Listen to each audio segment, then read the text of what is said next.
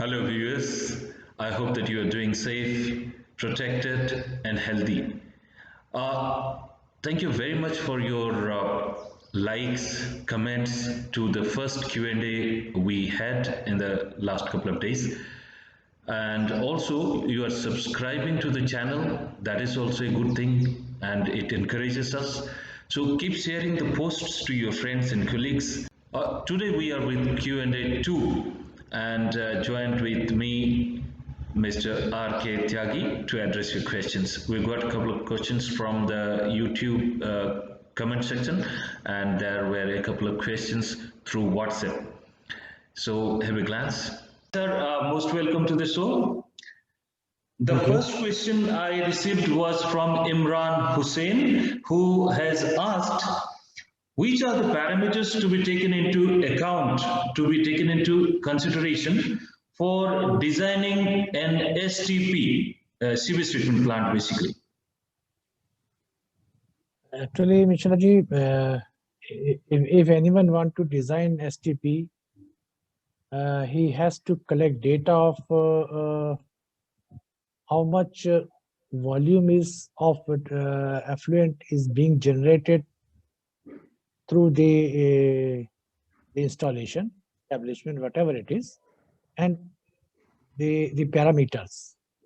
What is the level of the parameters like pH, BOD, COD, this total dissolved solids, if any, or some other things.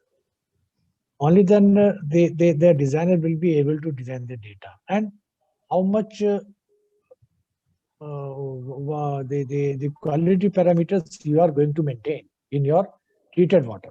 That is the important thing. If you have both the data, only then you will be able to design. For example, I want to share something over here. If you want to reduce load of BOD by 1 kg per hour, you have to have feed 50 to 60 cubic meter of air into your effluent.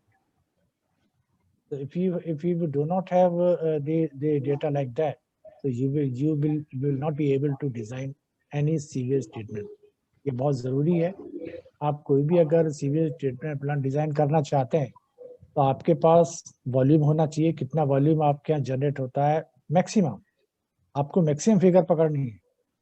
किसी establishment में मान लीजिए 600 आदमी काम करते हैं और सभी लोग डे शिफ्ट में आते हैं, तो आप ये कंसिडर करके चलें कि 600 के 600 आदमी ड्यूटी पर मौजूद है, उससे कितना जनरेट होगा. कल भी मेजर करें और उसमें कुछ margin of error 10% plus minus लेके चलें तो अच्छा रहेगा. क्योंकि कभी भी अगर लोड बढ़ेगा तो आप अपने क्वालिटी पैरामीटर्स को, जो डिजायर्ड पैरामीटर्स जो नॉर्म से स्टिपुलेटेड बाय सीपीसीबी, आप उनको मेंटेन नहीं कर पाएंगे. तो बाद में फिर हमेशा, क्योंकि अभी एक नोटिफिकेशन आया कि आपको बीओडी का जो लेवल जो 10 रखना है, तो बीओडी 10 रखना वो इतना आसान काम नहीं होता है. इसमें जो केमिकल डोजिंग होगी एक अलग चीज है, लेकिन एयर फीडिंग उसमें इंपॉर्टेंट है. वो कब कोई डिजाइन कर पाएगा जब आपको ये मालूम है कि आप कितना एफ्लुएंट जनरेट कर रहे हैं और उसका जितना आपका एफ्लुएंट जनरेट हो रहा है उसमें आपका बीओडी का लेवल क्या है, तभी वो कोई उसको डिजाइन कर पाएगा, अदरवाइज नहीं. मैं समझता हूँ, मैं उनके, अगर उनको कोई और डिटेल में जानकारी चाहिए तो दोबारा से क्वेश्चन भेजें, फिर उसको लेंगे. The second question is from Archak Pandey. What is the CTO? Basically, consent to operate. He's talking about consent to operate. So, what is the CTO implication to make oxygen out of nitrogen plants? मैं नहीं समझता कि अगर आप nitrogen plant से, अब देखिए दो तरीके हैं नाइट्रोजन प्लांट से ऑक्सीजन बनाने के. या तो आप उसकी कार्बन मॉलिक्यूलर सीव्स को रिप्लेस करें अमोनिकल जियोलाइट सीव्स से, तो आपको उसमें बहुत सारे चेंजेस करने पड़ेंगे. प्लांट वही रहेगा, सिर्फ आपने उसकी सीव्स को चेंज कर दिया. एक तरीका ये कि आपके पास अगर कोई रनिंग में प्लांट है नाइट्रोजन गैस प्लांट, तो उसमें जो जब वो एग्जॉस्ट गैसेस रिलीज करता है तो उसमें ऑक्सीजन है, रिच ऑक्सीजन है उसमें. आप उसको कैप्चर कर सकते हैं और उससे आप उसको स्टोर करके आप फिल कर सकते हैं. दोनों ही स्थितियों में, दोनों ही सिचुएशन में आपको कंसेंट टू ऑपरेट में कुछ फेरबदल करने की, अमेंडमेंट करने की जरूरत नहीं है, क्योंकि आपका कोई कैपिटल इन्वेस्टमेंट बहुत ज्यादा नहीं हो रहा है इसमें. वैसे भी जितना आपने, मान लीजिए आपने कंसेंट टू ऑपरेट ऑब्टेन किया पॉल्यूशन कंट्रोल बोर्ड से, और उसमें आपने कैपिटल इन्वेस्टमेंट जो दिखाया प्रीवियस ईयर का, वो मान लीजिए 500 करोड़ दिखाया। पॉल्यूशन कंट्रोल बोर्ड हर एक स्टेट में टाइम टू टाइम अपने एक नोटिफिकेशन आते रहते हैं उनके कि आपको कितने परसेंट अगर आपने अपना कैपिटल एक्सपेंसेस बढ़ाया है तो आपको हमें इंटीमेट करना है। वो 10% से कम किसी का भी नहीं है। 500 करोड़ का 10% हो गया 50 करोड़, तो इतना तो आपका मनी का इन्वॉल्वमेंट हो ही नहीं रहा है। तो उस कंडीशन में आपको कोई कंसेंट टू ऑपरेट में कोई अमेंडमेंट की जरूरत नहीं है। Okay, so the third question is from Basant Pradhan. He's asking about the carbon footprints of fire hazards in India. जितने भी फायर एक्सीडेंट्स हो रहे हैं आजकल, फायर एक्सीडेंट्स बहुत ही ज्यादा रैम्पेंट होने लगे हैं। कभी फॉरेस्ट फायर हो रहा है, तो कभी होटल्स, हॉस्पिटल्स, बिल्डिंग्स में फायर हो रहे हैं। तो इन फायर जो हैजर्ड्स का कोई कार्बन फुटप्रिंट है क्या, ये उनका पूछना है। Typical question. हमारे यहाँ नहीं, हमारे यहाँ पर इन सब चीजों की स्टडी की बहुत डिटेल में कभी होती नहीं है, क्योंकि वो इस तरह का आपके पास जो कौन करेगा इसको, इस स्टडी को। Central pollution, state pollution control board तो कंसेंट लेने और देने के अलावा कुछ काम वो करते नहीं, तो उनके पास में ऐसा कोई इंफ्रास्ट्रक्चर है नहीं, ना ही किसी भी राज्य ने अपने पॉल्यूशन कंट्रोल बोर्ड को इतना इक्विप किया है कि वो इस तरह की स्टडी कर सके। तो स्टडी तो वहाँ होती नहीं है, वो तो सिर्फ basically they are doing a clerical job, तो उसको तो भूल जाइए। अब आती है बात सेंट्रल पॉल्यूशन कंट्रोल बोर्ड की। तो सेंट्रल पॉल्यूशन कंट्रोल बोर्ड को आपने काम तो बहुत दुनिया भर के दे दिए, और उसका जो स्ट्रक्चर है आपने इतना छोटा बना दिया। उसमें मिश्रा जी आप तो जानते हैं वहां पे जो दिल्ली में इनका हेडक्वार्टर है, उसमें कितने साइंटिस्ट हैं? मैं नहीं समझता कि 10 से ज्यादा साइंटिस्ट उनके पास होंगे, 12 हो सकते हैं। अगर मैं गलत हूं तो मुझे करेक्ट कीजिए। तो इतने छोटे सेटअप में, इतने विशाल देश में, जहाँ पर लाखों हेक्टेयर में जंगल है, और जंगल भी ऐसी जगह पर, आप पहाड़ों के जंगल लीजिए, नॉर्थ ईस्ट के लीजिए, वहां पर ट्रैकिंग करके जाना पड़ेगा और कोई तरीका नहीं है वहां पे जाने का। तो वहां कौन स्टडी क्या कर रहा है किसी को पता नहीं। आपके पास इंफ्रास्ट्रक्चर नहीं, आप कर नहीं सकते। रफली आइडिया ये है कि हिंदुस्तान में हर साल लगभग 2.49 बिलियन टन CO2 जो है वो एटमॉस्फेयर में जा रही है। और वर्ल्ड वाइड एक डेटा है, हमारे यहाँ जो स्टडी नहीं होती, लेकिन जो ग्लोबल डेटा है उसके आधार पर मैं कह सकता हूँ कि किसी भी देश में 10% से ज्यादा CO2 एमिशन जो है वो फॉरेस्ट फायर से नहीं हो रहा। तो 2.49 बिलियन टन का आपने निकाल ली, 249 करोड़ टन, तो कितना हो गया उसका? करीब करीब 2.5 करोड़ टन ऑक्सीजन आप फॉरेस्ट फायर से रफली रिलीज कर रहे हैं। एस्टिमेशन है ये, कोई करेक्ट स्टडी या कोई डेटा भारत सरकार के पास में है नहीं, मैकेनिज्म ही नहीं है, कभी किसी ने सोचा नहीं। उसका कारण क्या है कि आपका जो ministry of environment and forest है वो क्या करता है वो उन्हीं को पता है। बाकी हिंदुस्तान में लोगों से पूछिए डिपार्टमेंट क्या करता है, यार हमको हमें जानकारी नहीं। ये फॉरेस्ट डिपार्टमेंट देखता है तो उसमें कुछ करता होगा, या शहरों में स्टडी हो जाती है कि दिवाली पे कितना। ज्यादातर लोगों को इसलिए याद है कि दिवाली में हर साल इनका वो आता है कि पटाखे नहीं चलाने। वो सिर्फ जो एटमॉस्फेरिक पॉल्यूशन है उसकी बात कर रहे हैं। मैं किसी धर्म विशेष का नाम नहीं लूंगा, वो लोग किसी खास त्योहार पर क्या वो खून बहाते हैं, उसको लेकर के CPCB का कोई स्टेटमेंट कभी आया नहीं, मेरी जानकारी में तो नहीं है। तो वो एक पर्टिकुलर माइंडसेट में लोग काम करते होते हैं, उनके पास में इंफ्रास्ट्रक्चर भी नहीं है, और वो सोच मिनिस्ट्री के पास आनी चाहिए। CPCB की लेबोरेटरीज डिफरेंट एरिया, वो गंगा में जब वो कुंभ होता है तब वो स्टडी करते हैं, पानी नहाने लायक नहीं है, ये नहीं है, वो नहीं है। वो भाई उनसे पूछो तुम बाकी के 11 साल क्या करते हो? तुम तो 12 साल के बाद हो रहा है, और तुम 6 साल के बाद हो रहा है।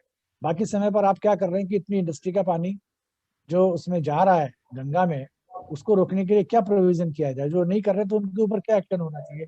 CPCB ने कभी बाकी के 11 साल की स्टडी में खड़े हो जाते हैं अपने सामान लेकर के कि ये पानी नहाने लायक नहीं रह गया है, इसके लिए कुछ सोचना चाहिए। सीधा बोलो ना कि आप चाहते हो कुंभ को बंद कर दिया जाए, बेवकूफ वाली बात करते हैं। ये आगे चलते हैं। मैं समझता हूँ फॉरेस्ट फायर का जवाब उनको मिल गया होगा। भारत के पास ऐसा कोई डेटा नहीं है। रफ एस्टिमेट मैंने आपको बता दिया, करीब करीब 2.5 करोड़ टन कार्बन डाइऑक्साइड रफली हर साल हम एटमॉस्फेयर में छोड़ रहे हैं ड्यू टू फॉरेस्ट फायर। उसमें मैं एक चीज बताना चाहूंगा इनको। बसंत बसंत का एक क्वेश्चन था, बसंत प्रधान। जैसे त्यागी साहब ने बताया, यहाँ पे स्टडीज होती नहीं है, और अगर स्टडीज होती हैं भी, जैसे मुझे याद है लास्ट ईयर पर्टिकुलरली एक प्रोजेक्ट है जो कि ऑयल इंडिया लिमिटेड, इनका एक दुलियाजान बोल के एक जगह है असम में। वहां बहुत दिन तक इनका जो है there was a problem, fire था, और उसका हाँ, उनके एक ऑयल ऑयल ऑयल उसमें उसमें फायर हो गई थी उनके ऑयल वेल में, और काफी लंबे टाइम तक फायर रही थी वहाँ। बिल्कुल। तो उसमें स्टडीज हुए थे, बट वो स्टडीज में क्या क्या हुए थे, और उसमें कई सारे इंस्टीट्यूट्स उसमें इन्वॉल्व थे। एक इंस्टीट्यूट, एक ऑर्गेनाइजेशन उसमें से ईआरएम इंडिया भी था। तो it is very difficult to know, because उन्होंने बीच बीच में वो कुछ रिलीजियस तो छोड़ते थे, बट उसके बारे में कोई पब्लिक डॉक्यूमेंट नहीं अवेलेबल है। तो त्यागी साहब का कहना बिल्कुल ठीक है कि वहाँ पे इंडिया में कोई जनरली ऐसा स्टडीज पब्लिक डोमेन में तो नहीं है, बट प्रोबेबली आप लोगों की ऐसे क्वेश्चन से शायद the government and other institutions में think about it. Next question आता है sir Jafar Malik. He is asking what is happening to EIA 2020। उनका मेरे ख्याल से क्वेश्चन ये है कि EIA 2020 में जो है एक तरह से साइलेंस टाइप का दिख रहा है, तो इसलिए उन्होंने उनको लगा होगा कि क्या चल रहा है, let us try to explore. तो sir if you can throw some light. जब तक मिनिस्ट्री ऑफ एनवायरनमेंट की तरफ से कोई नोटिफिकेशन नहीं आ जाता है, या कोई स्टेटमेंट नहीं आता, या कुछ उनकी तरफ से कोई इवेंट ऑर्गेनाइज नहीं हो जिससे लोगों को बताया जाए, इंडस्ट्री को बताया जाए, तब तक किसी को नहीं पता चलेगा मिनिस्ट्री लेवल में क्या हो रहा है। कहना बड़ा बड़ा मुश्किल हो जाता है। जहाँ तक एनवायरनमेंट की फील्ड की बात है, तो वो ऐसा लगता है कि हमारे यहाँ पे सब कुछ बिहाइंड द कर्टन, पर्दे के पीछे चल रहा है, लोगों को पता नहीं चलना चाहिए कि एनवायरनमेंट में क्या हो रहा है। इसमें ऐसी छुपाने वाली कोई बात नहीं है। जो कुछ भी हमारे यहाँ चल रहा होता है, जितना आपको पता उतने मुझे पता, उतना बाकी सबको उतने पता है, किसी को खास पता नहीं है, कुछ नहीं होता है। मैंने ठीक बोल रहा हूँ मिश्रा जी? किसी को कुछ पता नहीं चलने देते ना ये लोग। तो मेरे ख्याल से आपका जवाब ठीक है सर। तो should we move forward to the next question sir? Yes.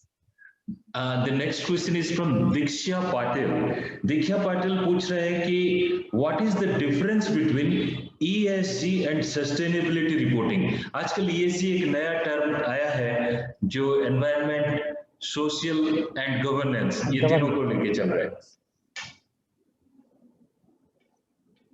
असल में ये जो सस्टेनेबिलिटी वाला मैटर है, इस पे हमारे यहाँ पर शोर शराबा तो बहुत होता है, लेकिन ग्राउंड रियलिटीज ये है कि इंडस्ट्री हम सारी चीज़ों के लिए रेस्पॉन्सिबल भी मानते हैं, कल्प्रेट भी मानते हैं कि यहाँ जो भी गड़बड़ हो रहा है देश के अंदर वो इंडस्ट्री में हो रहा है।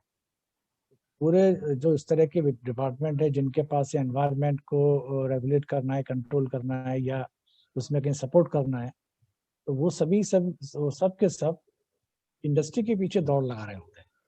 और ये CPCB की बहुत पुरानी एक स्टडी है कि एनवायरमेंटल पॉल्यूशन में इंडस्ट्री का जो कंट्रीब्यूशन है लगभग 14-15%। अब आप देखिए, जहां पर 14 से 15, 14 या 15 मान लेते हैं इसको, 15% जो कंट्रीब्यूटर है पॉल्यूशन के लिए, पूरा मैकेनिज्म, पूरी जो सरकार है, राज्य सरकार हो या भारत सरकार हो, सब लोग वो एक बड़ा डंडा लेके जो है वो इंडस्ट्री के पीछे खड़े, और वो भी ढंग से खड़े नहीं हो पाती। जहाँ पे उनको खड़े होना चाहिए वो वहाँ पे वो वहां से वो भी भाग जाते हैं। जहाँ पे इंडस्ट्री को उनको कंट्रोल करना है, रेगुलेट करना है, वो वहाँ पे आंखें बंद कर रहे थे कि जो हो रहा है इसको करना है। बाकी 84-85% में क्या हो रहा है ये तो शायद उनको भी पता नहीं कहाँ पे क्या हो रहा है। आप किसी भी शहर में चले जाए, आपको जो लोकल उसमें टैक्सी चलती मिलेंगी, 3 व्हीलर चलते हुए मिलेंगे। आप 10 मिनट सड़क पे खड़े हो जाए तो आपको लगेगा इनको चलाने की परमिशन कौन दे रहा है, क्यों दे रहा है। छोटे टाउन में चले जाइए, वहां पर मैं भी पिछले साल कहीं गया था 2-4 दिन के लिए घूमने के लिए, तो मैंने वो कोयले की सिगड़ी जलती हुई देखी वहां पे चाय वाले की दुकान पर, अभी भी क्या हालत है। तो वो कहीं eastern part of the country की बात है। तो वहां पे, हाँ मुझे याद आ रहा है, ये कलकत्ता की बात है। मैं कलकत्ता में था, मैंने वहां बहुत जगह देखा, कलकत्ता के आउटस्कर्ट में अगर आप आ जाए तो ये हालत है। तो हम बड़ी ईमानदारी के साथ मैं कहना चाहूंगा कि इस फील्ड में जो काम होना चाहिए एक्चुअल में कुछ हो नहीं रहा है। एनवायरमेंट पे जो आप, क्योंकि बहुत लंबे समय से इस फील्ड में काम कर रहे हैं, आपको अच्छी एक्सपर्टीज है इसमें, आप भी अच्छे से जानते हैं कि ग्राउंड में जो काम होना चाहिए एनवायरमेंटल प्रोटेक्शन के लिए, उसमें जो स्टेट पॉल्यूशन कंट्रोल बोर्ड है उनका कंट्रीब्यूशन तो ना के बराबर। वो जहाँ पे इंडस्ट्री को उनको पकड़ना चाहिए वहां पे वो छोड़ देते हैं, जहाँ पे उनको छोड़ना चाहिए वहां पे उसकी गर्दन पकड़ के खड़े हो जाते हैं। तो ये जो दो विरोधाभासी बातें हैं, एक तरह से कहा जाए तो राज्य सरकार के स्तर पर पॉल्यूशन कंट्रोल बोर्ड आपके पास है, वो क्या कर रहा है क्या नहीं कर रहा है ये आपकी जिम्मेदारी बनती है। एनवायरमेंट, सोशल और गवर्नेंस, ये तीनों को, सस्टेनेबिलिटी, चारों को जॉइंटली आके काम करना है। अभी ये जो पहली टर्म है ESG, ये तो मैं नहीं समझता कि इंडस्ट्री में 4-5% लोगों को से ज्यादा लोगों को पता होगी, खासतौर से जो बड़े कॉर्पोरेट्स हैं और जो मल्टीनेशनल कंपनीज हैं।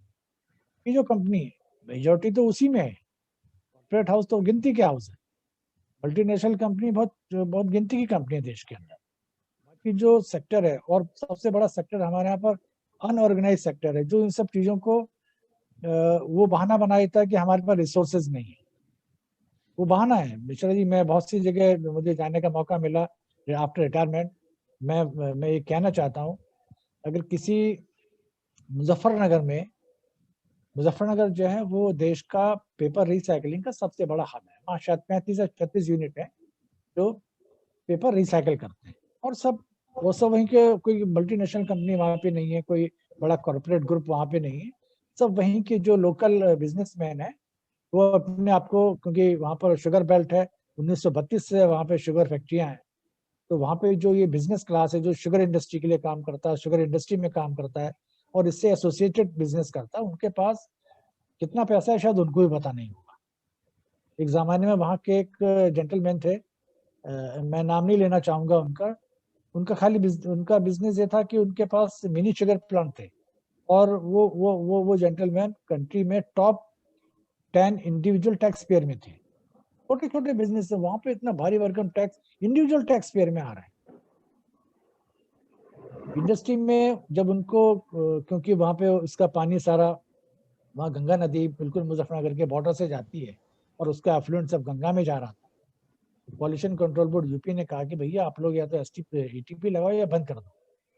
वो बहाने बना के उसको टाइम बढ़ाते जा रहे हैं कि सब इतना प्रॉफिट नहीं है, इतना पैसा नहीं है, हम इतना पैसा लगाएंगे, यूनिट चलाने के लिए पैसा नहीं बनेगा।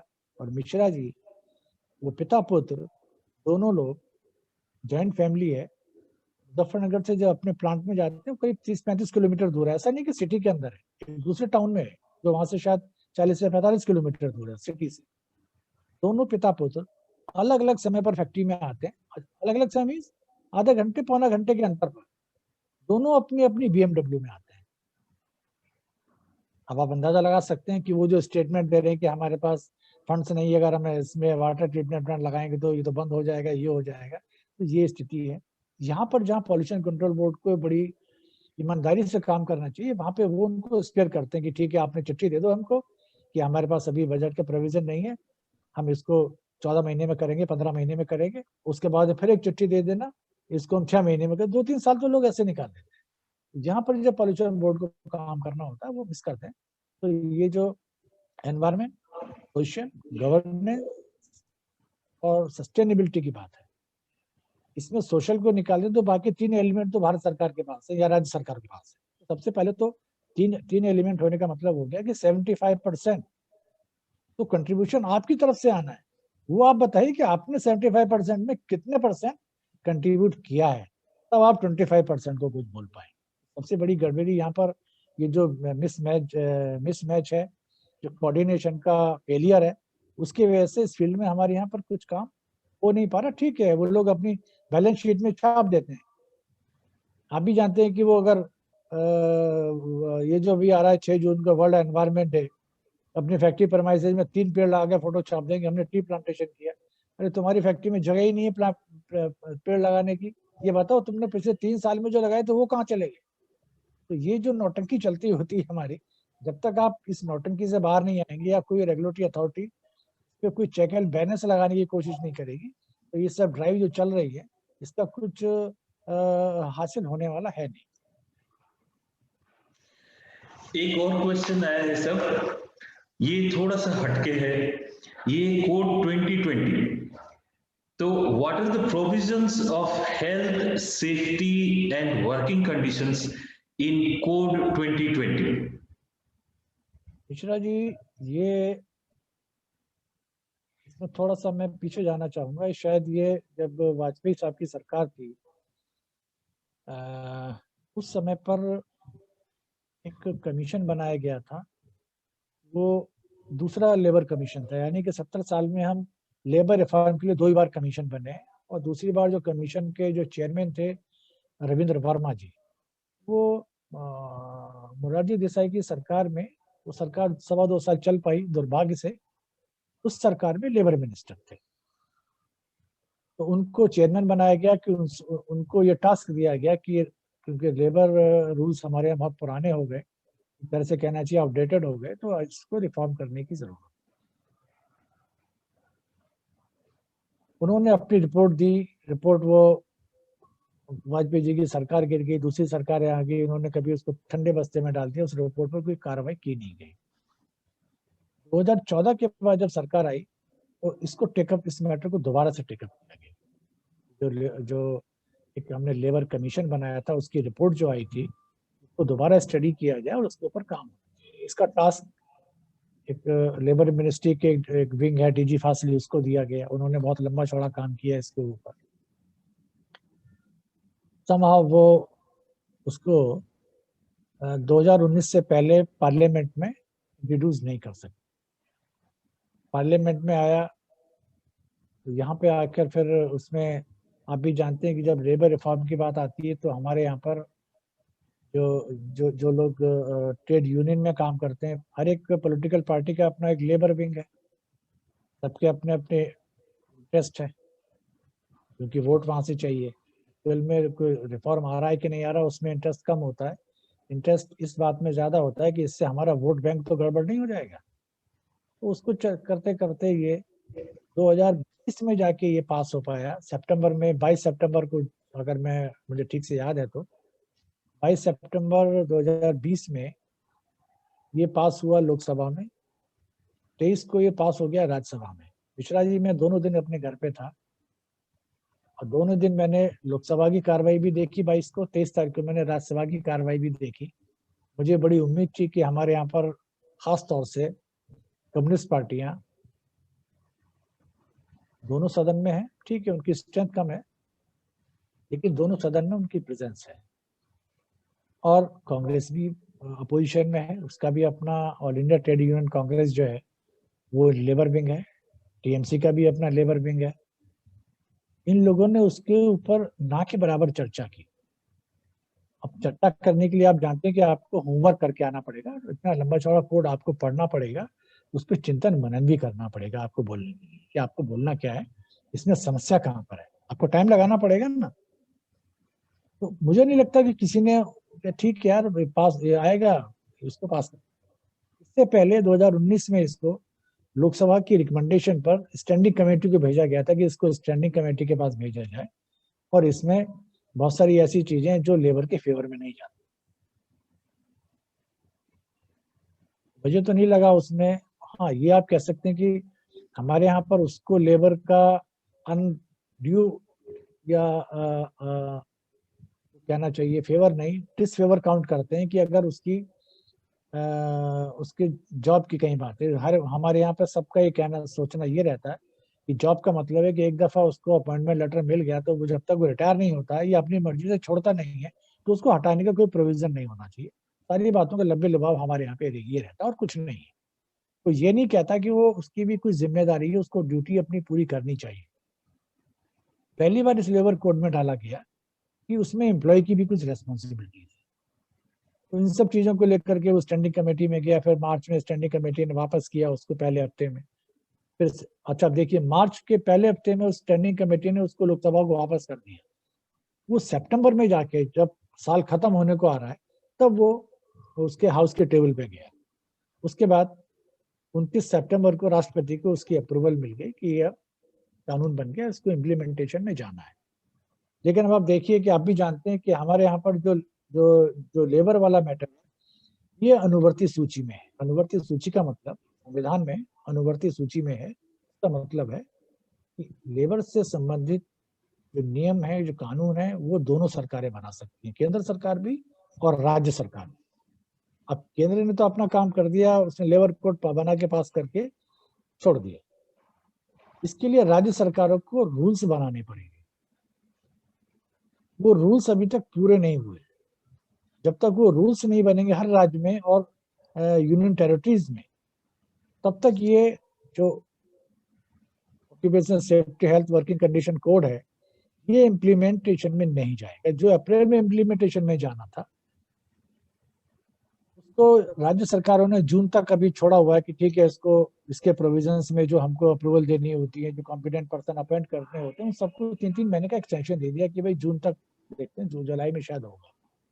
तो अब क्योंकि ये लोगों के पास अच्छा मिश्रा जी, मैं बड़े दुर्भाग्य की बात है कि हमारे देश में, पूरी दुनिया में भी और हमारे देश भी बहुत अफेक्ट हुआ बुरी तरह से कोविड को लेकर के। इसकी आड़ में बहुत सारे लोगों को काम नहीं करने का एक मौका भी मिला हुआ है। ऐसा नहीं है कि गवर्नमेंट का हर एक डिपार्टमेंट कोविड टास्क फोर्स में लगा हुआ है। कुछ डिपार्टमेंट है जो शायद इसमें डायरेक्टली इन्वॉल्व नहीं है। आप शायद मेरी इस बात से सहमत होंगे। तो उन लोगों को काम नहीं करने का एक मौका मिल गया, यार कोविड पीरियड है, इसको तो अभी हम लोग बिजी हैं। अब उनसे कोई पूछने वाला तो है नहीं, भैया तुम बिजी किस चीज में? अगर कुछ राज्य सरकारें अपने रूल्स को फ्रेम आउट कर सकती है तो आप क्यों नहीं कर सकते हो? लेकिन क्योंकि डेमोक्रेसी है, वरना मामला गड़बड़ हो जाएगा यहाँ पे। तो वो अभी धीरे धीरे ऐसा चल रहा है। लेकिन इसकी कुछ एक दो चीजें मैं यहाँ पे कहना चाहूंगा। जब इसका ड्राफ्ट मैंने देखा था 2019 में, तो मिश्रा जी उसमें एक प्रोविजन था जो सबसे इंपॉर्टेंट प्रोविजन है सेफ्टी को लेकर के। फैक्ट्री एक्ट में प्रोविजन था कि जिस कारखाने में 1000 या उससे ज्यादा एम्प्लॉय कर्मचारी काम करते हैं, वहां पर एक सेफ्टी ऑफिसर होगा, उसकी क्वालिफिकेशन वगैरह जो डिसाइड करेगा वो स्टेट रूल करेगा। ड्राफ्ट में इसको घटाकर 500 किया गया। जो ड्राफ्ट बना उसे इसका वर्किंग कंडीशन कोड 2020 का, इस संख्या को घटाकर 500 किया गया इंडस्ट्री के लिए, और माइंस के लिए किया गया 100, जहां पर 100 वर्कर काम कर 100 कर्मचारी काम करते हैं। कर्मचारी का मतलब है ऑक्यूपायर के अलावा सब कर्मचारी हैं वहां पे, जो खलासी है उससे लेकर के मैनेजर तक। ठीक है साहब, वहां पर सेफ्टी ऑफिसर को आपको अपॉइंट करना जरूरी है। अब जब ये स्टैंडिंग कमेटी के पास से लौट कर आया बिल, तो उसमें से सेफ्टी ऑफिसर के प्रोविजन को हटा दिया गया। ये मामला पूरा का पूरा राज्य सरकारों पर छोड़ दिया गया कि अपने स्टेट रूल में जैसा चाहे करें। दूसरी तरफ अभी तक वेलफेयर अफसर का जो प्रोविजन था, वो किसी भी कारखाने में जहां पर 500 कर्मचारी काम करते हैं या उससे अधिक कर्मचारी काम करते हैं, सेफ्टी एक वेलफेयर अफसर का अपॉइंटमेंट होगा जो वर्कर के वेलफेयर के मैटर देखेगा। अब वेलफेयर में क्या क्या आता है? फैक्ट्री में डिस्पेंसरी आती है, उनकी कैंटीन आती है, जहाँ पर लोग तीनों शिफ्ट चलती है, वहां पर एक रिटायरिंग रूम, रेस्ट रूम चाहिए नाइट शेल्टर के लिए, जहाँ पर 50 से ज्यादा फीमेल वर्कर होती हैं और उनके छोटे बच्चे हैं 6 साल की उम्र तक, उनके लिए क्रच का प्रोविजन चाहिए। ड्रिंकिंग वाटर फैसिलिटी फैक्ट्री में इंश्योर करना है, टॉयलेट का प्रोविजन करना है, और जहाँ पर खड़े होकर काम करने का प्रोविजन है, जहाँ पर बैठने की वो नहीं है। उस प्रोसेस और ऑपरेशन ऐसे हैं जहाँ पर आप काम के समय बैठ नहीं सकते हैं, तो उनको जब उनका टी का ब्रेक होता है या लंच का ब्रेक होता है, तो उनको बैठने की सुविधा प्रोवाइड की, जिससे उनको थोड़ा सा फैटिग उनका कम हो जाए। ये कुल जमा 7-8-9 मामले हैं जिसको वेलफेयर अफसर को दे। पुराने फैक्ट्री एक्ट में प्रोविजन था 500 कर्मचारी पर वेलफेयर ऑफिसर, नए कोड में हमने प्रोविजन कर दिया 250 के ऊपर। मतलब क्या होगा इसका? जहां पर 1000 आदमी होंगे, वहां पर वेलफेयर अफसर तो आपने 4 कर दिए, और सेफ्टी ऑफिसर के बारे में आपने उस लाइन को, पूरी लाइन को हटा दिया। जबकि वेलफेयर एक्टिविटी जो है वो कम है, सेफ्टी का जो मैटर है ये बड़ा गंभीर मामला है कारखाने के अंदर। हमारे यहाँ पर कितनी दुर्घटनाएं होती हैं, आप कभी डीजी फासिली के साइट में जाके देखेंगे तो 2018 के बाद का डेटा वहां पे है ही नहीं। 20 को भी गए हुए 3 महीने हो गए, 19 को भी, सॉरी माफ कीजिए, 2018 में उन्होंने अपलोड किया है, 2017 का डेटा है। 18, 19, 20 का डेटा ही नहीं, और 17 का डेटा भी अगर आप डिटेल में जाएंगे तो आपको देखकर ये लगेगा कि कुछ राज्यों ने अपना एक्सीडेंट का डेटा उनको भेजा ही नहीं। तो जहां पर इतनी खराब स्थिति में चल रही है गाड़ी इंडस्ट्री में, सेफ्टी जहां पर बिल्कुल बैक सीट पे हमने ले जाके रखा हुआ है, वहां पे हमने सेफ्टी ऑफिसर का प्रोविजन भी हटा दिया। तो उससे संदेश क्या जाएगा राज्यों को, तो तुम्हारी मर्जी है कि आप 1000 रुपये रखना चाहें कि 2000 रुपये रखना चाहें। ये पुराना वाली जो स्थिति थी शायद उससे अच्छी तो नहीं होगी, 500 वाली स्थिति तो शायद अब नहीं जाएगी, और इम्प्लीमेंटेशन कब होगा मालूम नहीं है। और सबसे बड़ी बात, एक इसमें अच्छा काम हुआ कि एम्प्लॉय की भी रिस्पॉन्सिबिलिटी लगाई गई है, और एम्प्लॉयर की कैटेगरी, एम्प्लॉय की कैटेगरी में क्लरिकल स्टाफ भी वर्कर में काउंट किया है, सुपरवाइजरी स्टाफ को भी उसमें काउंट किया है, अप टू मैनेजर्स, उस सबको उन्होंने एम्प्लॉय की डेफिनेशन में।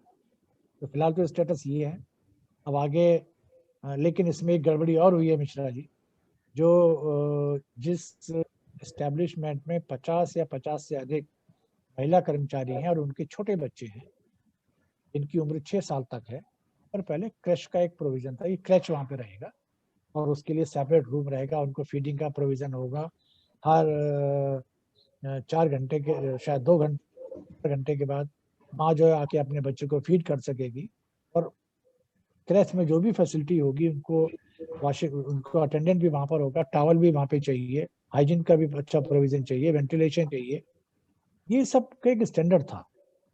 अभी केंद्र सरकार ने क्या किया है, क्रैच को इंडस्ट्री की रेस्पॉन्सिबिलिटी से हटा दिया है। उन्होंने उनको कहा है कि अगर आप म्युनिसिपल कॉर्पोरेशन के क्रैच की फैसिलिटी अवेल कर सकते हैं, कोई एनजीओ की फैसिलिटी चला सकता है, या 4-6 इंडस्ट्री मिलकर अपना क्रैच बना सकती है। जी जहाँ पर हमारे यहाँ पे कहावत है ना, साझे की हांडी जो है वो चौराहे पे फूटती है, कोई उसमें कुछ नहीं। आप भी जानते हैं, जहाँ पर भी कॉमन एफ्लुएंट ट्रीटमेंट प्लांट है, उनकी क्या दुर्दशा है, लोग अपना कंट्रीब्यूशन ही नहीं देते हैं, एक साल दिया अगले साल दिया नहीं, यार मेरी फाइनेंशियल स्थिति अच्छी नहीं, पता लगा कि धीरे धीरे कॉमन एफ्लुएंट ट्रीटमेंट प्लांट की का बैंड बज गई। ये स्थिति आपने क्रैश की कर दी। कौन एनजीओ जो आपकी फैक्ट्री के सामने आके क्रैश खोलेगा?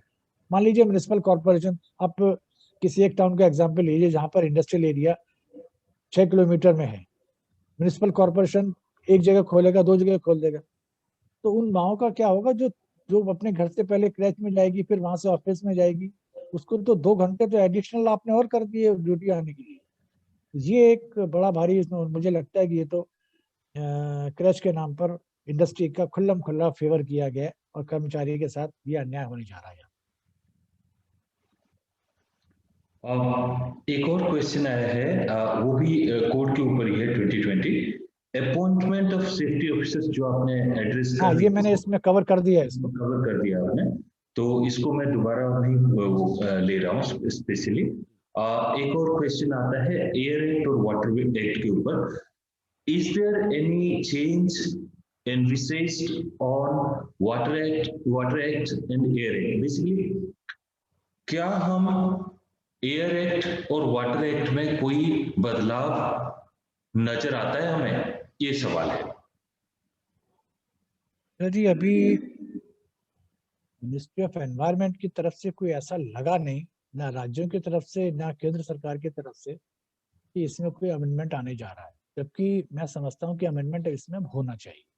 अमेंडमेंट इसलिए होना चाहिए, जब आपने इसको एक्ट को इम्प्लीमेंटेशन में भेजा, आप भी जानते हैं कि कितने साल लगे इसको इम्प्लीमेंट कराते कराते, पहले ये कागज में रखा रहा, आपको तो मालूम है, बहुत मुश्किल इम्प्लीमेंटेशन में गया।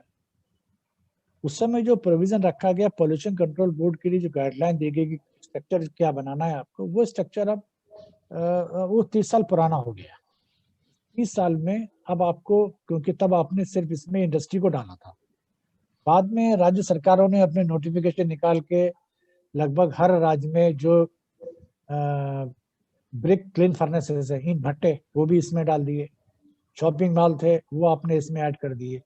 उस जमाने में प्राइवेट हॉस्पिटल नहीं होते थे, अभी बहुत सारे हॉस्पिटल आ गए, और जो अभी समय चल रहा है इसको देखते हुए ऐसा लगता है कि आने वाले समय में प्राइवेट सेक्टर में और भी हॉस्पिटल आने वाले हैं, ये भी आपने इसमें डाल दिए। बायोमेडिकल वेस्ट वाला मामला आपने इसमें डाल दिया, ये पॉल्यूशन कंट्रोल बोर्ड के पास चला गया। हैजार्डस वेस्ट मैनेजमेंट तब नहीं था जब ये दोनों एक्ट आए थे, ये आपने इसमें डाल दिया। ये कुल मिला के आपने पॉल्यूशन कंट्रोल, फिर गांव में जो वाटर बॉडीज हैं, जोहड़ जिसको कहते हैं, पॉन्ड्स, वो भी आपने इनको दे दिए कि आप इनकी इन्वेंट्री करेंगे, उनकी मॉनिटरिंग करेंगे।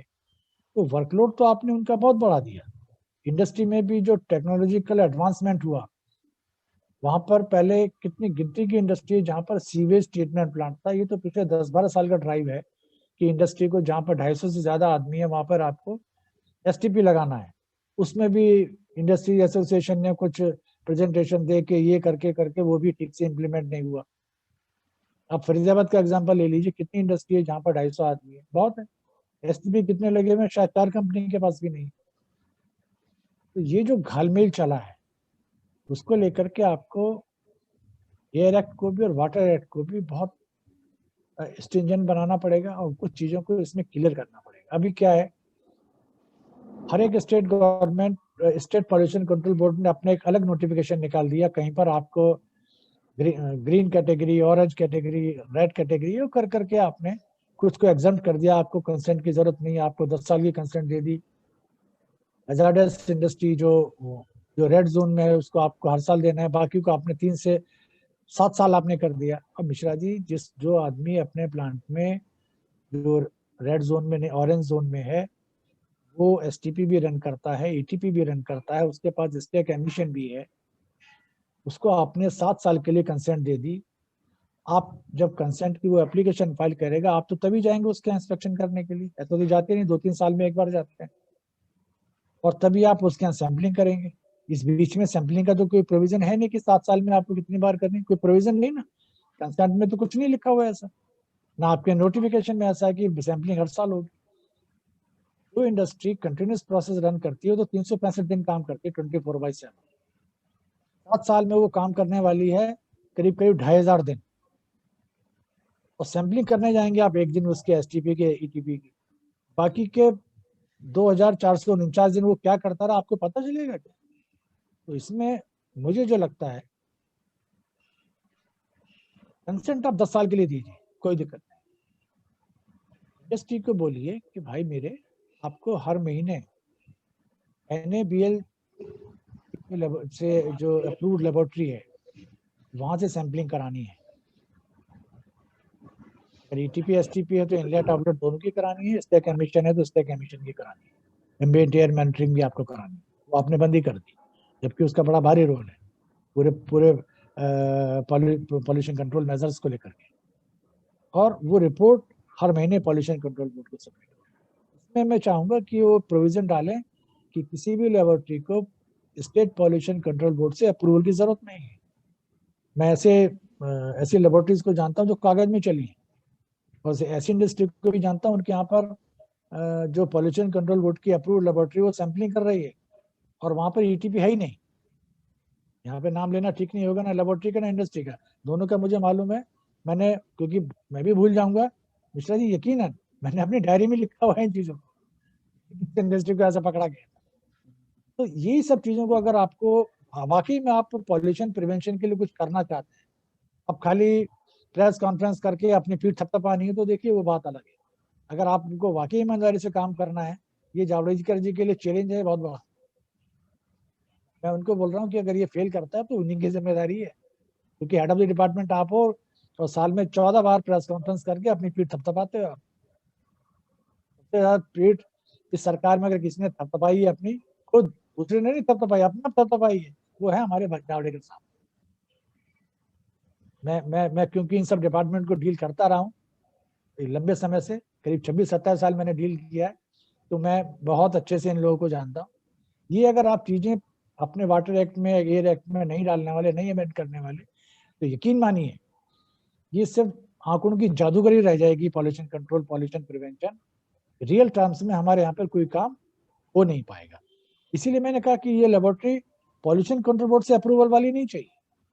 NABL आपने एक संस्था बना दी, अब ज्यादा चाहते हैं तो CPCB को इसमें इन्वॉल्व कीजिए,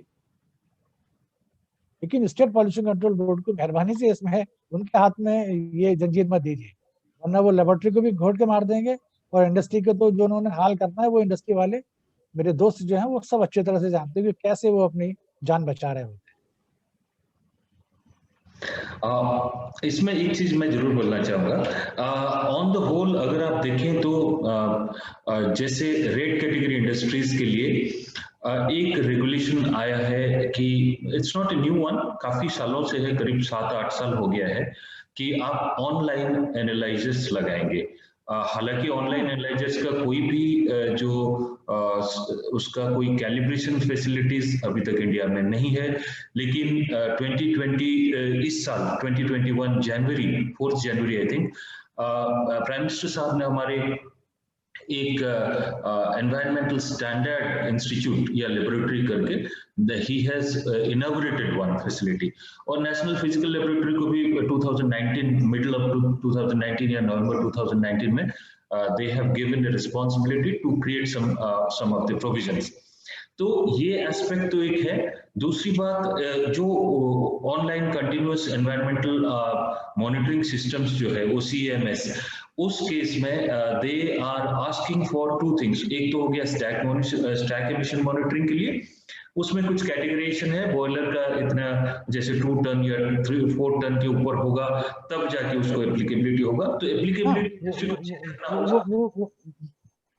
और दूसरा ठीक है मिश्रा जी, लेकिन उसमें गड़बड़ी क्या है ना, ऑनलाइन में पॉल्यूशन, आप अपनी बात पूरी कीजिए, आप अपनी बात पूरी कीजिए। बोलिए बोलिए, नहीं आप अपनी बात पहले पूरा कर लें। नहीं बोलिए बोलिए बोलिए। ठीक है मिश्रा जी, इसमें गड़बड़ी कहाँ पर है?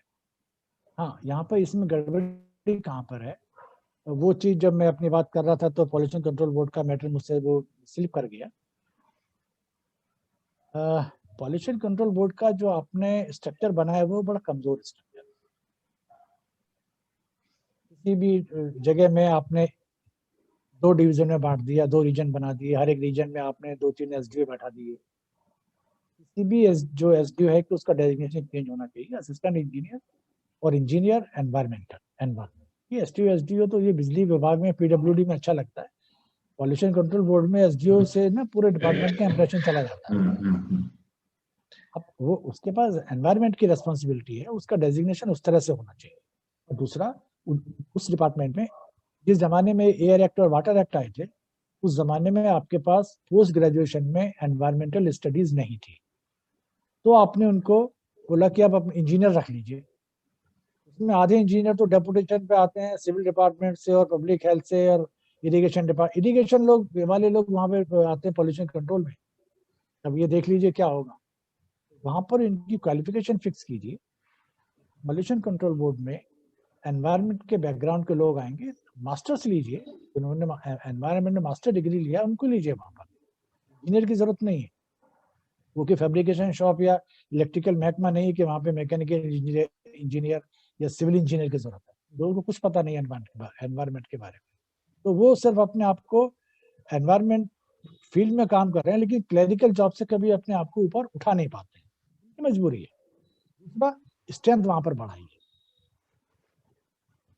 मुझे ये लगता है किसी भी रीजन में आप 3-4 ऑफिसर रहेंगे, एक सिर्फ एयर पॉल्यूशन वाला जो मैटर, एयर एक्ट का मैटर देखेगा, दूसरा ऑफिसर हैजार्डस वेस्ट मैनेजमेंट का मैटर देखेगा, तीसरा ऑफिसर वो सिर्फ भट्टे और पॉन्ड का काम देखेगा, चौथा ऑफिसर सिर्फ ETP और STP का काम देखेगा, पांचवा ऑफिसर जो मिसलेनियस चीजें हैं, यहाँ पर इंसिनेशन वाला मामला आएगा उनके पास बायोमेडिकल वेस्ट वाला मामला आएगा, उनके पास में जो रिसाइकलिंग फैसिलिटीज आपने लगवा दी हैजार्डस वेस्ट की, उसके मैटर आएंगे। तो काम तो आपने बहुत बढ़ा दिया, डिपार्टमेंट की स्ट्रेंथ भी बढ़ाई है, उनको मोबिलाइज कीजिए। एक डिस्ट्रिक्ट में एक व्हीकल होता है, 6-7 ऑफिसर होते हैं मिश्रा जी, अगर किसी को जाना तो एक ही आदमी एक दिन में जाएगा। सबसे बड़ी बात, पूरे साल में किसी भी ऑफिसर को, मैंने किसी पहले प्रोग्राम में हमने शायद ये डिस्कस किया था कि किसी भी गवर्नमेंट ऑफिसर को साल में 200 दिन ऑफिस जाना होता है। इंडस्ट्री तो 365 दिन काम करती है, 200 दिन वो काम पे जाएगा तो वो उसको अपने डिपार्टमेंट की मीटिंग भी अटेंड करनी है। डिस्ट्रिक्ट में बहुत सारे उसको चुनाव की ड्यूटी में भी लगा देते हैं, पंचायत की चुनाव की ड्यूटी में लगेगा, विधानसभा चुनाव की ड्यूटी में जाएगा, लोकसभा के इलेक्शन की ड्यूटी में वो जाएगा, उस सेक्टर मजिस्ट्रेट, दुनिया भर के तो आप काम देते हैं उसको, ऑफिस जाना है उसको 200 दिन। तो वो बेचारा अपना काम जो उसको करना चाहिए, जहाँ पे उसको अपने कुछ एफर्ट्स लगाने हैं, इंप्रूवमेंट की तो आप भूल जाइए, वो अपने रूटीन के काम पूरे कर ले तो बहुत बड़ी बात है। और आपने ऑनलाइन मॉनिटरिंग सिस्टम लगा दिया, उसको पॉल्यूशन कंट्रोल बोर्ड के लेवल पर कौन मॉनिटर कर रहा है? मुझे किसी एक पॉल्यूशन कंट्रोल बोर्ड के ऑफिस का नाम बताइए जहां पर एक ऑफिसर उस सिस्टम को मॉनिटर कर रहा है। कोई मॉनिटर नहीं कर सकता, क्योंकि आपने उस तरह का सिस्टम इंडस्ट्री में तो स्टैब्लिश करा दिया। जिनको मॉनिटर करना है उनके पास आपने क्या किया आपको पता नहीं। वहां पर आपको 4-6 आदमी बैठाने पड़ेंगे डिस्ट्रिक्ट लेवल में। स्टेट लेवल की बात भूल जाइए, क्योंकि डिस्ट्रिक्ट लेवल में 50 आपने सिस्टम लगा दिए। एक आदमी दिन भर चेक करता रहेगा तो 50 नहीं चेक कर पाएगा। ठीक है, उसमें मैकेनिज्म है कि लिमिट तक क्रॉस करेगा तो मेल आ जाएगा। मेल आने से क्या होगा? मेल आने से कोई करेक्शन थोड़ी हो रहा है। जैसे ही आपके नोटिस में आया कि एक्सीड कर रहा है, इंडस्ट्री को फोन जाए, भाई क्या कर रहे हो? मेल आ गया, आपने उनको चिट्ठी लिखी, एक्सीड किया था सर, हमने ये करेक्टिव एक्शन ले रहे हैं, ये कर दिया वो कर दिया। आप भी जानते हैं कि जब लेटर बनाया जाता है तो उसमें क्यों लिखा जाता है कि फाइल में पेपर लग गया और आपका इशू क्लोज हो गया। ग्राउंड पे कोई काम हुआ नहीं हुआ ये कोई नहीं जानता। तो जब तक आप इन सारी चीजों को, डिपार्टमेंट को आप एक्सपेंड नहीं करेंगे, उनकी मोबिलिटी नहीं बढ़ाएंगे, उनको लैपटॉप दीजिए, घर में भी एक काम कर सकते हैं। उनके यहाँ पर पॉल्यूशन कंट्रोल बोर्ड के ऑफिस में अगर लाइट चली जाती है, पावर बैकअप नहीं है, वो क्या मॉनिटरिंग करेगा बेचारा? बैठ के क्या काम करेगा वहां? किसी ऑफिस में आपने कभी देखा कोई पावर बैकअप का अरेंजमेंट है वहां पर? कोई नहीं है। लाइट का ब्रेकडाउन भी होगा, सिटी में भी ब्रेकडाउन हो गया, पावर फेलियर हो गया, कोई बैकअप ही नहीं है उनके पास। तो जब तक आप इन सारी चीजों को दोबारा से रीलुक नहीं करेंगे, रीस्ट्रेंथन नहीं करेंगे, ये जो पॉल्यूशन कंट्रोल और पॉल्यूशन प्रिवेंशन की बात है, ये सिर्फ गाल बजाने वाला मैटर है, इसमें कुछ होना जाना है नहीं। मैं समझता हूँ मैं अपनी बात को ठीक से कह पाया। Bilkul. So many points, so many very valuable points discussed and deliberated. I think we will close our program today here, and looking forward to your more questions from you viewers, and we will address again in the Q&A 3. Thank you very much. Thank you. Thank you for watching. Please keep sharing these videos, the YouTube channel, information to your friends, colleagues, so that more and more people do subscribe. Thank you very much.